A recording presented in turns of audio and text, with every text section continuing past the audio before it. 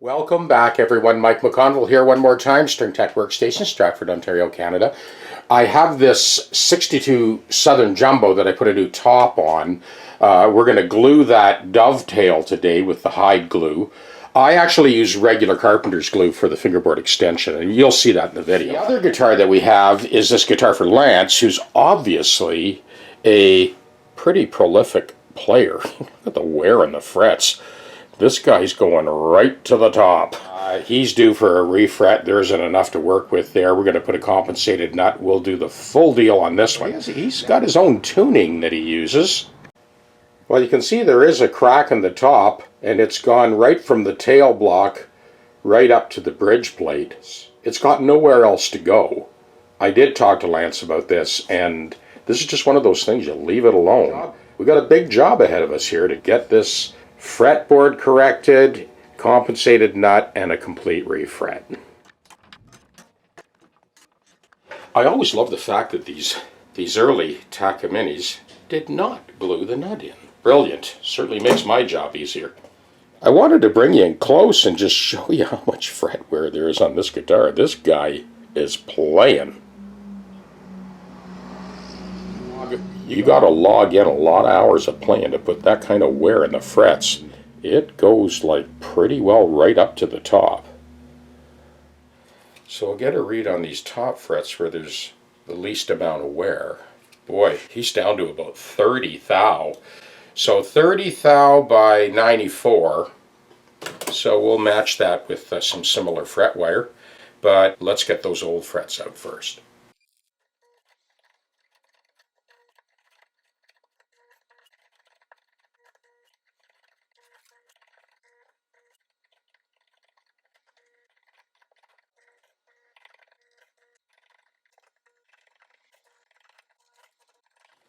I'm going to get a radius tracing off of this neck so that I can use this later to get a perfect match again. This is what we're going to use to verify the radius. Now, in order to get an accurate read on the lay of this neck to adjust the truss rod before we do our leveling, I know that there's a high spot here on the base side, but to really check that thoroughly, I do need to brush over that fingerboard lightly first with this jointed block. So this is a jointed block of hardwood. There's a slip of leather, two-sided tape, and some 180 grit. Of course, when you extract the fret, you'll get a certain amount of puckering of the wood as the fret exits. So I just want to make sure that is not disrupting the read that we need to get to adjust this truss rod perfectly in preparation for the new frets. That's what I'm doing here. So just kind of brush that off. So I've got the read on this neck, and of course at the neck to body junction where the dovetail is, that's the high spot. It always is.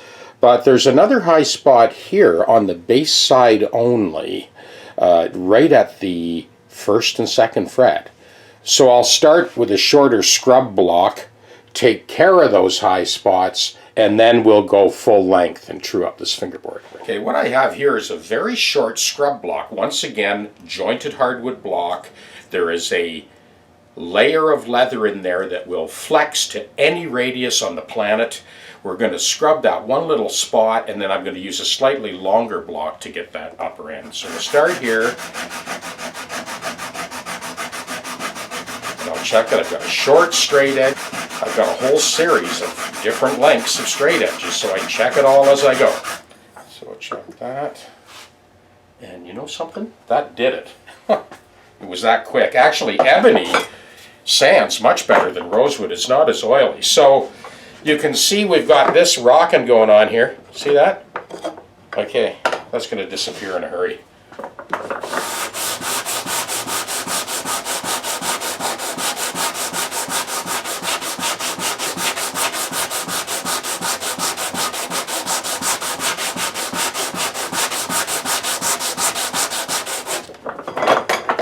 Okay, let's check that.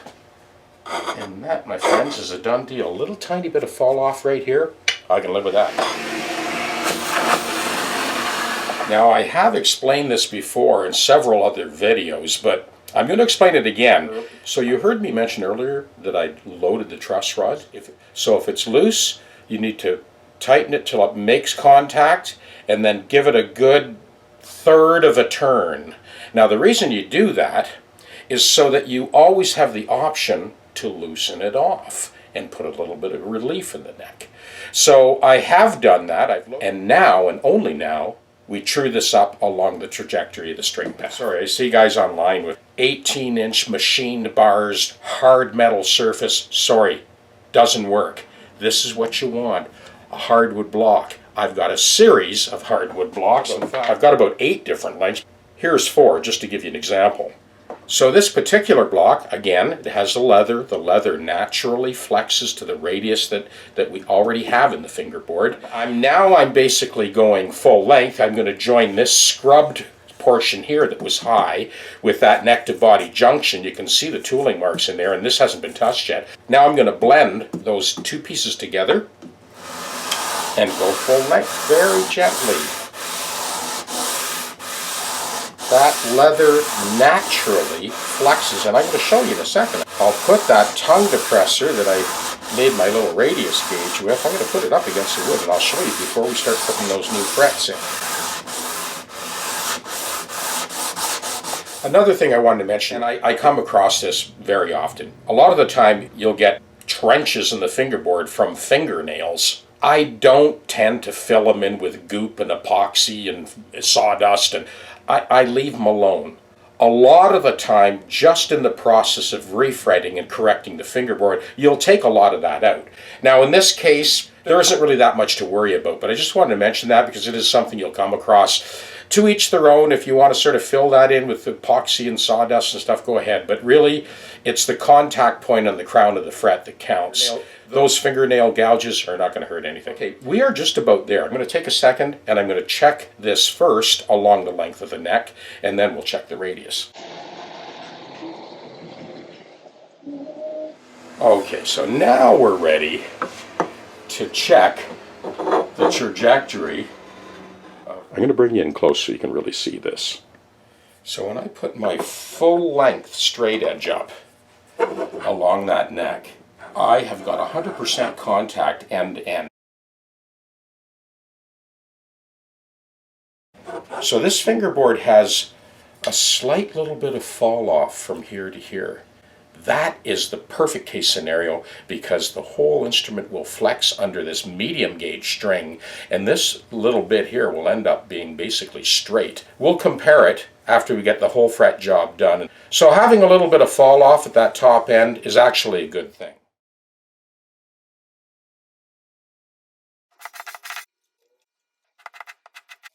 So what you're seeing here is my rough fit. Yep, that's what I said. Rough fit. And you'll see why I come in this close a little later on in the video when I do the edge dress.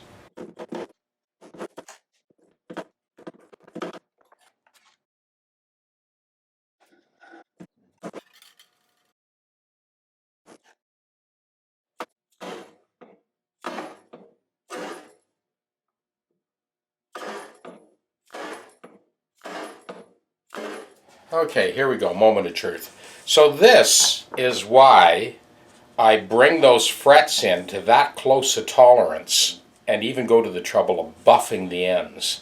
Because now, when I do this edge dress, you can't really see it, but I have a tongue depressor taped onto the top of the guitar so that the edge of the file has no chance of marring the top. So because we've taken all that extra time to bring those initial tolerances in that close, now as we do this final edge dress, you can hear it. There's almost no resistance to that file at all. The most likely place for a fret to loosen up is on that outside edge. So by bringing those tolerances in that tight, we've pretty well eliminated that issue of loosening up the frets or jarring the frets by having too much protrusion. That's all it took. Other side, same thing. I'm right-handed, so I've come around the other side of the tech deck, but I put my hand across that headstock just to eliminate any chance of hitting it with a file. So now, just with a few strokes, we quickly bring those outside edges flush, and we put that final bevel on the outside of the fret. Underneath that masking tape is a piece of tongue depressor cut to the diameter of the sound hole and the diameter of the cutaway. So once again, we cover our tracks. Eliminate the whoops factor. So all of that work that we put into fitting those frets that accurately, it all pays off when you do your edge dress. Now we follow up with some cloth back 320 grit, and that's just taking that sharp tip off the top diameter of the crown.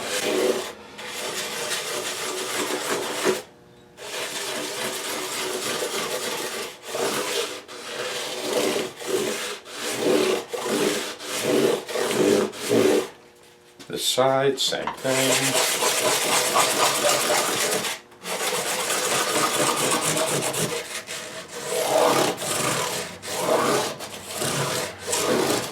So now we'll do the little bit of leveling that needs to be done. So we'll take our protective tongue depressors off now and put our mask back on as we do the final finessing.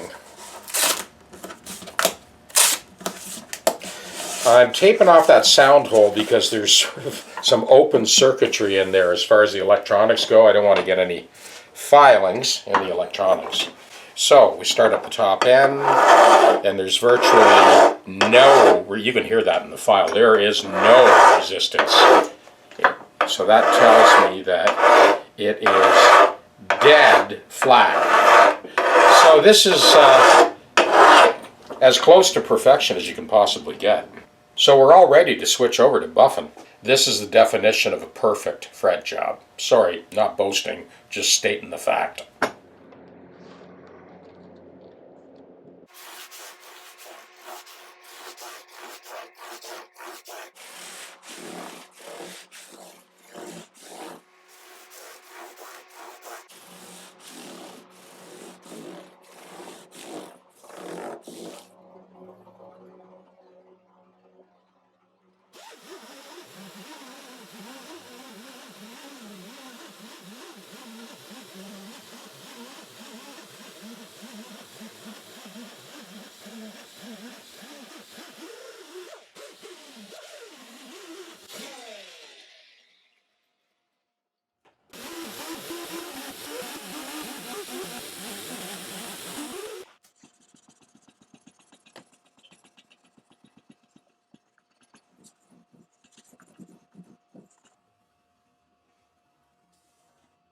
So I wanted to give you a close-up of the final sort of edge dress on this guitar, just to show you how accurate this job turned out. You would never know the frets were even out of this guitar. And this is where we ended up for compensated nut values for this gauge string, this scale length, and this tuning. Takamine came up with that split saddle design quite a few years ago. Actually, Brian Hughes, Spectacular Guitars out of LA, I did a bunch of work on his Santa Fe, and I remember him saying that he loved that guitar. That was his workhorse.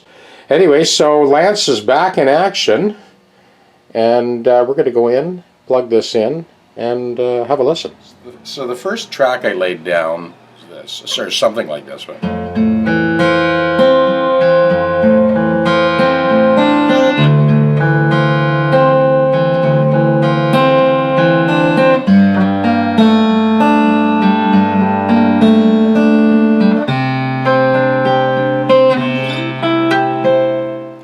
And the second track just kind of shadows that first track.